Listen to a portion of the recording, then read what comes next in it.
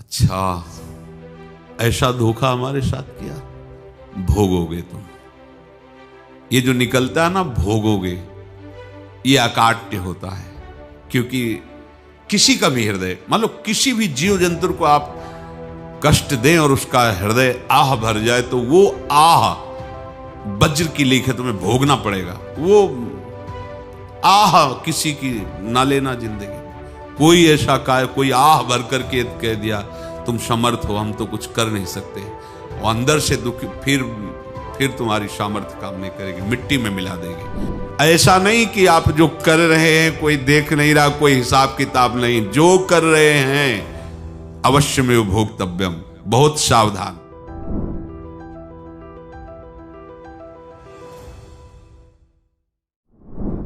जीव स्वयं नित्य निरंतर कर्मों के जाल को रच रहा है और अपने आप को बांध रहा है। आपको मुक्त होना है, बंधना नहीं है।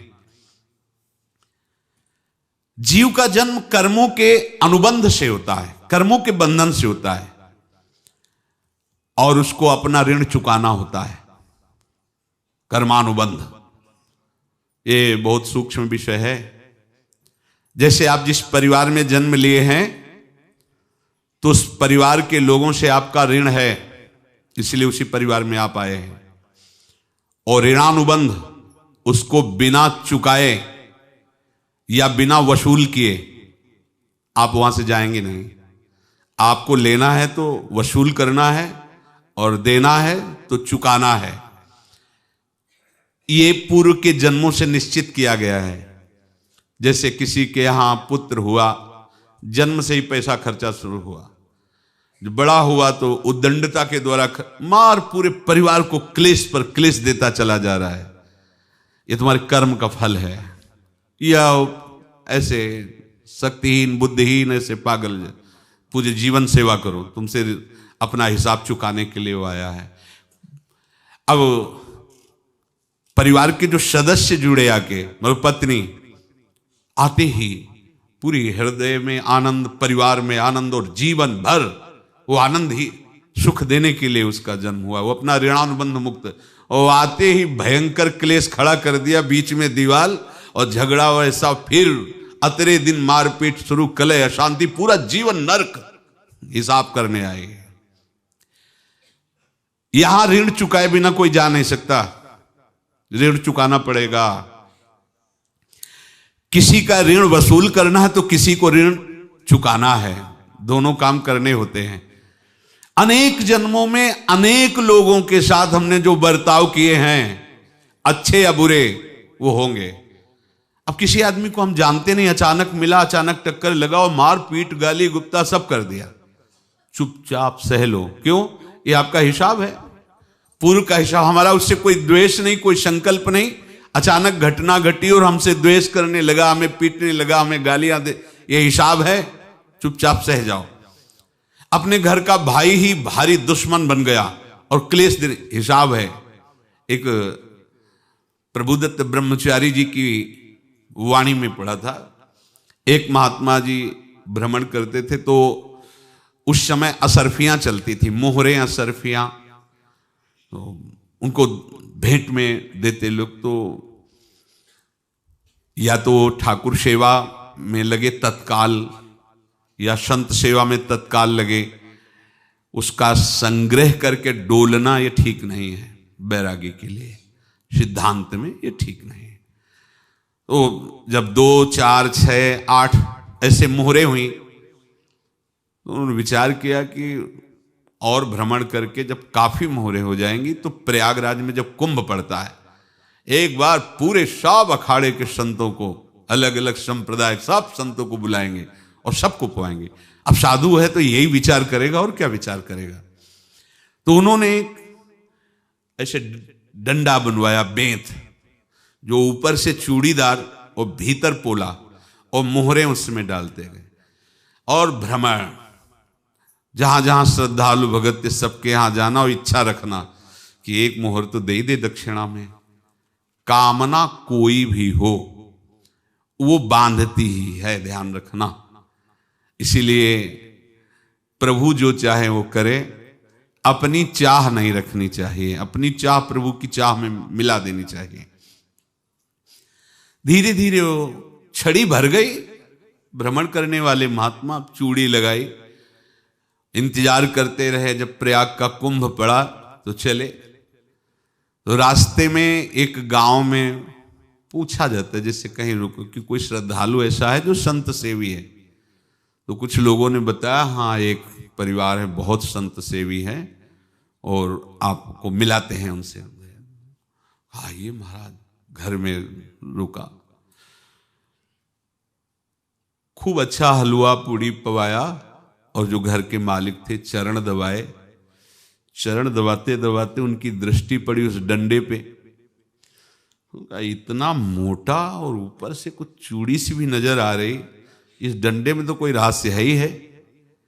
अब महात्मा जी को खवा पिला के सुला दिया। महात्मा जी जब सो गए तो पत्नी से धीरे से कहा, वो डंडा लाओ बाबा जी का। डंडा, वो चूड़ीदार जो ही खोला पलटाया तो सैकड़ों मोहरे। ऐसे संत रोज पधारे भगवान, तुम आनंद हो जाए फिर क्या। पत्नी से कहा, नाप के कंकड़ लाओ। वो तो महात्मा जी तो खाए खीर पूड़ी, आराम से सो रहे। रात में पूरी प्लानिंग करके उसमें कंकड़ भर के चूड़ी लगाकर सिराने रख दिया, सारी मोहरें हटा ली। महात्मा जी आराम से छड़ी उठाए तो वजन पक्का। वैसे बड़े लोग चतुर होते हैं, पर ये नहीं जानते कि कर्म कितना भयानक होता है। और उनकी कोई संतान नहीं थी, पर धन में इतना प्रेम उनको था। बहुत सावधान। साधु महात्माओं के पास जो अर्थ है, गृहस्थी अगर आता वहीं से है, पर अगर उसको जोर जबरदस्ती या किसी छल कपट से, तो वो उसका विनाश ही करता है। आज तक का प्रमाण है। अब उनको ये भाव पता नहीं होगा, या पता होगा तो लोभ के कारण वो उसको मान नहीं पाए होंगे। महात्मा जी गए प्रयाग में, किसी अखाड़े पर रुके और वहां प्रार्थना की कि कल जो है संपूर्ण अखाड़ों का निमंत्रण किया जाए और सब संतों को भोग पवाया जाए और उनको दक्षिणा भी दी जाए। महंत ने सोचा कि बहुत बड़ा है तो उत्सव है, क्योंकि प्रयाग में कितने हजारों संत महात्मा सब। तो उनका महाराज बोरों इसमें चीनी और टीनों घी लगेगा, सब व्यवस्था। बोले आप मंगाइए, एक एक हिसाब हम करेंगे, हमारे पास सब व्यवस्था है।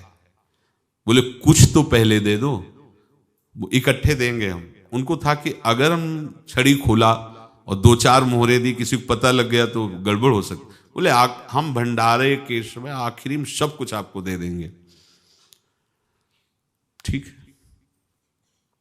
वो अपने पास से पैसे लगाकर खूब जितना सामग्री सब लाए, लाखों की, और सब संतों को निमंत्रण कर दिया। संत जन निमंत्रित हो गए, भंडारा बन रहा है। तब वहां के महंत है और उनका देखो भंडारा भी बन रहा है, संतों को निमंत्रण। अब आप अर्थ की व्यवस्था कीजिए, क्योंकि इतनी बड़ी हमारी सामर्थ्य नहीं थी जितना हमने किसी तरह हमने व्यवस्था की। अब मुझे अर्थ चाहिए, तभी आगे की व्यवस्था बढ़ेगी। संतों को दक्षिणा देंगे और जिनसे अर्थ लिया उनको दे। देखो रसोई बन गई है सब। उनका छत में विश्वास नहीं तो ये अभी चूड़ी खोली। उनको तो था ना कि मोहरे हैं, कंकड़। तो अब जैसे कितना उनको सदमा लगा होगा। हजारों संतों का निमंत्रण, रसोई बन, मतलब संत हो के छल कपट। तो उनका महाराज आपने तो हमारा नाश कर दिया, जो महंत थे। अब बताओ रसोई बन गई, संत निमंत्रित हो गए और आप ये कंकड़ दिखा रहे हैं हमको। आपने तो हमें बर्बाद कर दिया। हमारी इतनी सामर्थ्य नहीं थी, आप पहले बता देते। संत होकर ऐसा छल कपट। अब वो बोले तो क्या बोले, क्योंकि उनको पता था कि मोहरे हैं इसमें। अंदर से उनका चिंतन गया उसी सेठ के पास, अच्छा ऐसा धोखा हमारे साथ किया, भोगोगे तुम। ये जो निकलता है ना भोगोगे, ये अकाट्य होता है।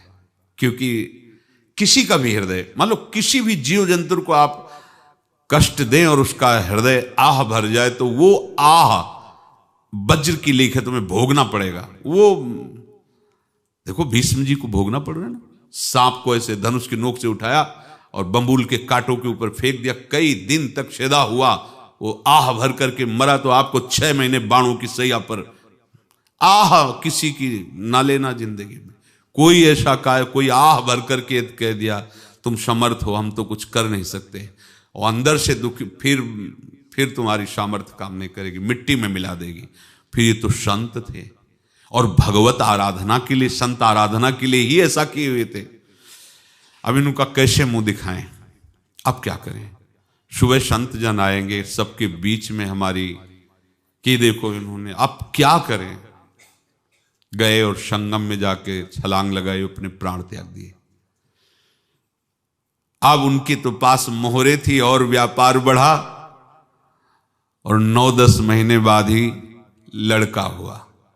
अब तो उनको कि संत फलीभूत हो गया। देखो व्यापार चल रहा, लड़का नहीं होता था, लड़का भी हो गया, बड़ा आनंद छा रहा है। जब से वो प्रकट हुए और धन की वृद्धि शुरू हो गई, पढ़ाई लिखाई में उनके खर्चा हुआ सब, बस बीमारी शुरू हो गई उनके शरीर में। अब उसमें पैसा जाना शुरू हुआ। इतने आसक्त तो वो दोनों हो गए कि कुछ भी हो, व्यापार ठप, संपत्ति बेचना शुरू। तो उन्होंने कहा कि बेटा मैं क्या कर सकता हूं तुम्हारे लिए। बोले हमारी अंतिम इच्छा है प्रयाग चलो, और जितने प्रयाग में संत महात्मा सबको एक बार भंडारा करवाओ, हमारी इच्छा अंतिम है, क्योंकि अंतिम यही इच्छा थी। तो बोले अब ज्यादा संपत्ति तो नहीं रह गई, तो बोले घर बेच दो, मेरे लिए ही तो है, बेच दो। मुझे लगता मैं बचूंगा नहीं, पर मेरी अंतिम इच्छा पूर्ण कर दो। घर बेच दिया, जेवर बेच दी। वहां गए, जब संत सेवा की तो बोले मुझे संगम तक ले चलो। संगम तक ले गए और बोले समझे तुम चुराए थे और हमने उसको छीना है, कुछ नहीं रह गया तेरे पास कुछ, अब केवल ममता और आसक्ति में जल कर मर और नरक प्राप्त कर। मैं वही महात्मा हूं जिसकी तूने मोहरे ली थी, शरीर छोड़ दिया। महात्मा को जन्म लेना पड़ा और इनको दुर्गति भोगनी पड़ी। ऋणानुबंध होश में, ऐसा नहीं कि आप जो कर रहे हैं कोई देख नहीं रहा, कोई हिसाब किताब नहीं, जो कर रहे हैं अवश्य में भोक्तव्यम, बहुत सावधान। अनेक जन्मों में अनेक लोगों से जो कुछ लिया दिया है, इस लेने देने को मिटा देने के बाद ही तुम मुक्त हो गए। इसीलिए एक उपाय है, लेना न देना मगन रहना। क्या? मालिक को समर्पित हो जाओ, मालिक को अपना माना हुआ समर्पित कर दो, खत्म। अहम त्वाम स्वरूपापेभ्यो मोक्षयिष्यामि, सब खत्म। आगे पीछे लेना देना सब खत्म। एकादश स्कंद में भगवान श्री कृष्णचंद्र जी ने कहा जो मेरे चरणों का आश्रय लेकर भक्त मेरा भक्ति करता है, उसके पितृ ऋण, मातृ ऋण, देव ऋण, ऋषि ऋण, सब ऋणों से मैं मुक्त कर देता हूं। बस यही एक उपाय है जो इसके बंद करने का उपाय भक्तों के लिए है, वो यही है, भगवान की शरण में होकर अपना माना हुआ पूरा भगवान के अर्पित कर दो। अर्पित करने का तात्पर्य उसमें अहम हटा दो। तो दियम वस्तु गोविंदम तुभ्यमेव समर्पये। जिनसे तुमने सेवा करवाई है उनकी सेवा करनी पड़ेगी, जिनसे तुमने जो कुछ लिया है उनको देना पड़ेगा। ये लेने देने का व्यापार जब तक समाप्त नहीं होगा तब तक तुम्हारा जन्म मरण चलता रहेगा। अब आपको यहां समझना है, यदि आपसे किसी ने पैसे लिए बेईमानी करके नहीं दे रहा है तो आप उसको गाली मत दीजिए, आपने बेईमानी की थी इसलिए आपकी बेईमानी हुई है, ले गया, कोई बात नहीं है, बंधन से मुक्त हुए, जो बोझा था चला गया। उसको ऐसा ना देखे कि ये बेईमान हमारे रुपए मार लिए, अब जो कुछ होगा देखेंगे। अगर आप आगे नया कुछ करते हैं तो फिर आगे का हिसाब आपको भोगना पड़ेगा, ध्यान रखना। ऐसा नहीं है कि आपको भोगना नहीं पड़ेगा। एक ही उपाय है कि अब जो शरीर धारण किए इसी में जो भोग ले, आगे ना होना चाहिए। तो क्या करे? सर्वतो भावेन भगवान की शरण ले ले। ये तो सर्वाणि कर्माणि मयि सन्न्यस्य मत्पराहा अनन्येनैव योगेन माम ध्यायन्तु उपासते तेषामहं समुद्धर्ता मृत्यु संसार से। ये बड़ा कठिन है पार होना, कोई छोटी मोटी बात है। एक महात्मा बाल्यावस्था से भजन करते थे, शालिग्राम भगवान पास रखते थे और उन्हीं की आराधना करके बस पाठ नाम जप और भ्रमण करते थे। यौवन अवस्था थी, गंगा जी के किनारे अपने ठाकुर को विराजमान करके स्नान करने के लिए कपड़ा ही उतार रहे थे कि 90 लोग आ गए, भाला तलवार सब ले, मारो मारो इसको मारो, घेर लिया। तो उन्होंने हाथ जोड़कर कहा हमने क्या अपराध किया, कोई सुन ही नहीं रहा। तो उन्होंने कहा मार तो डालोगे ही आप 90 लोग, हम कोई अस्त्र शस्त्र तो लिए नहीं, एक बार हमें गंगा में डुबकी लगा देने दो और अपने ठाकुर को स्नान करा देने दो, फिर इसके बाद आप मार देना। भगवत इच्छा से वो लोग रुक गए, स्नान किया और अंदर से प्रार्थना की, प्रभु ये क्या लीला है आपकी, आपके सिवा मेरा कोई है नहीं और ये मुझे मारना चाहते हैं।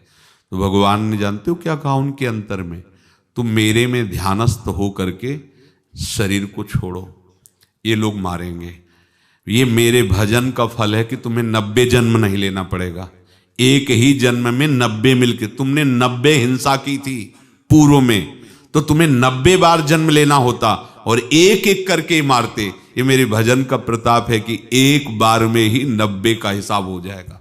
तुम आंख मूंदो, मेरे ध्यान में मगन रहो, मेरे प्रताप से तुम्हें कोई चोट नहीं होगी और स्वाभाविक मूर्छावस्था में प्राण तुम्हारे छूट जाए। ऐसा ही हुआ, ऐसा हुआ। तो ये बात समझ लो कि ये जो कर्मानुबंध है, ऋणानुबंध है।